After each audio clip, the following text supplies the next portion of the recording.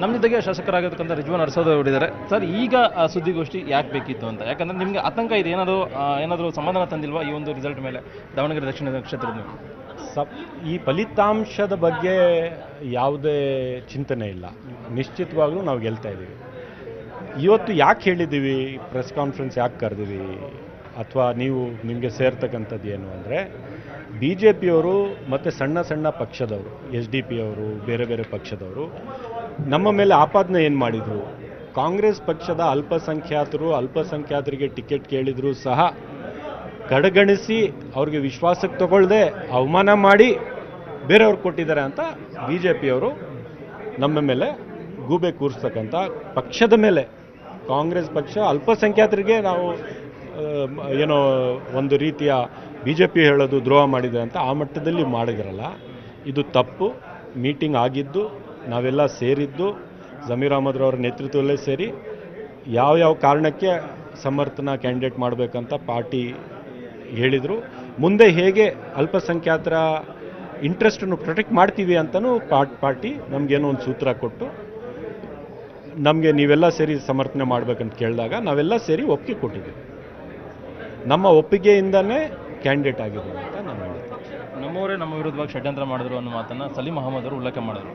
ಒಂದು ಕಡೆಗೆ ಅಬ್ದುಲ್ ಜಬ್ಬಾರ್ ಅವರು ಚುನಾವಣಾ ಪ್ರಚಾರದಲ್ಲಿ ಕಾಣಿಸ್ಕೊಂಡಿಲ್ಲ ಎಲ್ಲೂ ಕೂಡ. ಕೊನೆ ಕ್ಷಣದಲ್ಲಿ ಸಚಿವ ಜಮೀರ್ ಅಹಮದ್ ಅವರು ಬಂದು ಪ್ರಚಾರವನ್ನು ಕ್ಯಾಂಪೇನನ್ನು ಮಾಡಿದ್ರು. ಅಂದರೆ ಕ್ಯಾಂಪೇನನ್ನು ಕೂಡ ಮಾಡಿಲ್ಲ, ಸುದ್ದಿಗೋಷ್ಠಿ ಮಾಡಿ ನಾನು ಕಾಂಗ್ರೆಸ್ ಅಭ್ಯರ್ಥಿಯನ್ನು ಬೆಂಬಲಿಸ್ತೀನಿ ಮಾತನಾಡಿದರು. ಜಮೀರ್ ಅಹಮದ್ ಅವರ ಉತ್ಸಾಹ ಎಲ್ಲೋ ಒಂದು ಕಡೆ ಕಾಣಲಿಲ್ಲ ಈ ಒಂದು ಚುನಾವಣೆಯಲ್ಲಿ ಅನ್ನುವಂಥದ್ದು ಸಾರ್ವಜನಿಕ ವಲಯದಲ್ಲಿ ಚರ್ಚೆ ಆಗ್ತದೆ. ಯಾಕಂದರೆ ಯಾವುದೇ ಒಂದು ಚುನಾವಣೆ ಆದರೂ ಕೂಡ ಜಮೀರ್ ಅಹಮದ್ ಎಲ್ಲೇ ಕೂಡ ರಾಜ್ಯದಲ್ಲಿ ಯಾವುದೇ ಆದರೂ ಕೂಡ ಅಬ್ಬರದ ಪ್ರಚಾರವನ್ನು ಮಾಡಿದ್ರು. ಅದು ದಾವಣಗೆರೆ ದಕ್ಷಿಣದಲ್ಲಿ ಕಾಣಿಸ್ತಾ ಇರಲಿಲ್ಲ.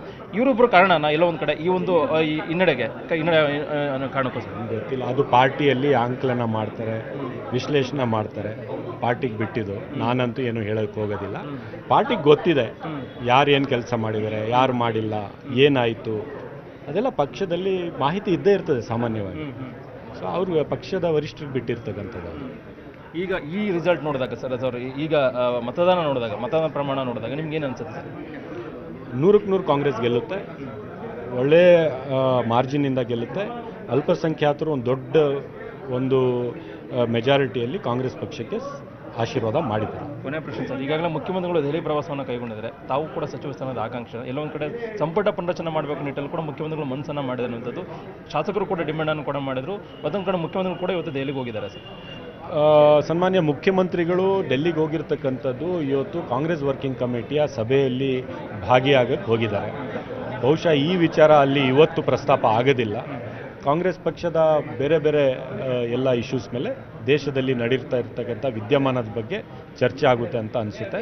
ಮುಂದೆ ಅವರು ಆ ಸಬ್ಜೆಕ್ಟ್ ಇಟ್ಕೊಂಡು ಹೋದಾಗ ಅದ್ರ ಬಗ್ಗೆ ಮಾತಾಡೋದು. ತಾವು ಕೂಡ ಆಕಾಂಕ್ಷೆನ ಸರ್? ಆಕಾಂಕ್ಷೆ ಅಂತ ಇಲ್ಲ, ಪಕ್ಷ ಏನೇ ಜವಾಬ್ದಾರಿ ಕೊಟ್ಟರು ಮಾಡ್ತಕ್ಕಂಥ ಸಾಮರ್ಥ್ಯ ಇದೆ ನಮಗೆ, ಮಾಡ್ತೀವಿ. ಆದರೆ ಪಕ್ಷಕ್ಕೆ ಬಿಟ್ಟಿರ್ತಕ್ಕಂಥದ್ದು. ನಾವು ಎಂದೂ ಕೂಡ ನಾವೇ ನಮಗೆ ಅಂತ ನಾವು ಕೇಳೋರಲ್ಲ. ಪಕ್ಷ ಸೂಕ್ತ ಅಂದರೆ ಮಾಡಿಕೊಡ್ತಾರೆ ಅವಕಾಶ, ನಾನು ಮಾಡ್ತೀನಿ. ಇದಿಷ್ಟು ಶಾಸಕ ರಿಜ್ವಾನ್ ಅರ್ಷದ್ ಅವರ ಮಾತು. ಕ್ಯಾಮರಾ ಪರ್ಸನ್ ಯೋಗೇಶ್ವರ ಜೊತೆಗೆ ಕೃಷ್ಣ ಜೀವಿ, ನ್ಯೂಸ್ 18 ಕನ್ನಡ, ಬೆಂಗಳೂರು. ನಿರ್ಭೀತ, ನಿಷ್ಪಕ್ಷಪಾತ, ವಿಶ್ವಾಸಾರ್ಹ ಸುದ್ದಿಗಳಿಗೆ ಮತ್ತೊಂದು ಹೆಸರಾಗಿರುವ ನ್ಯೂಸ್ 18 ಕನ್ನಡ ಈಗ ಆಪ್ನಲ್ಲೂ ಲಭ್ಯವಿದೆ.